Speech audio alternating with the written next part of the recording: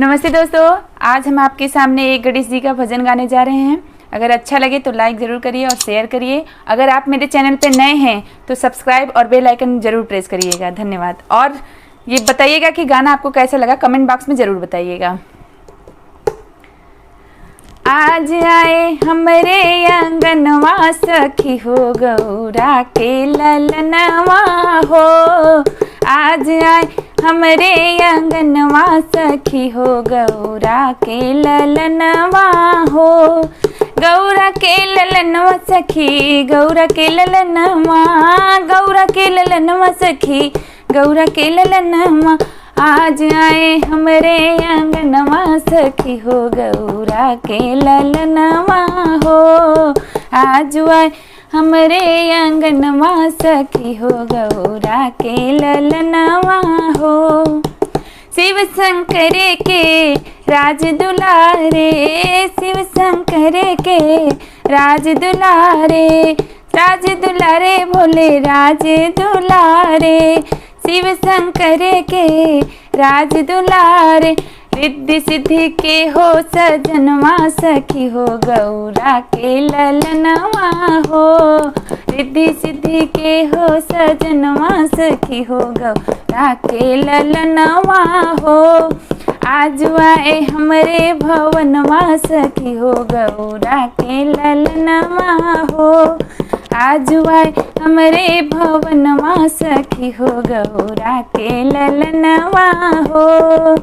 बुद्धि विधाता विघ्न विनाशक, बुद्धि विधाता विघ्न विनाशक, बुद्धि विधाता विघ्न विनाशक।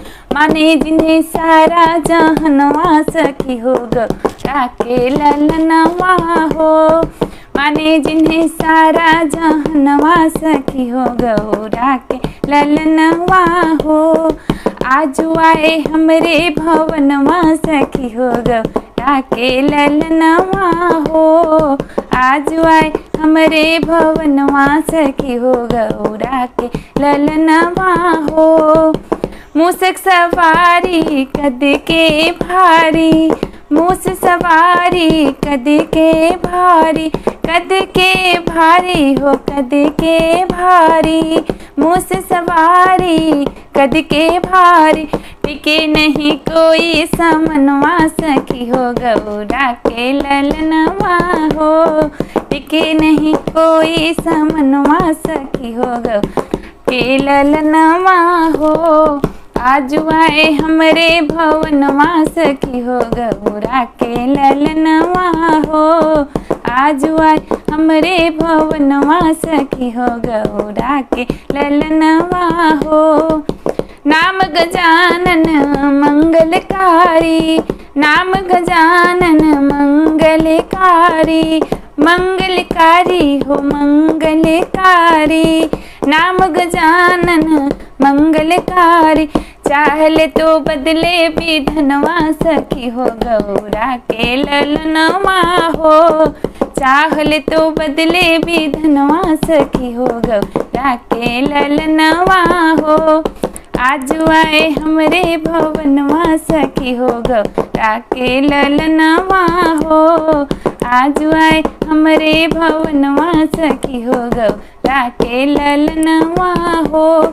गौरा के ललनवा सखी, गौरा के ललनवा, गौरा के ललनवा सखी, गौरा के ललनवा।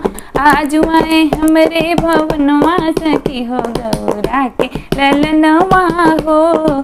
आज आए हमरे भवनवा सखी हो गौरा के ललनवा हो। धन्यवाद।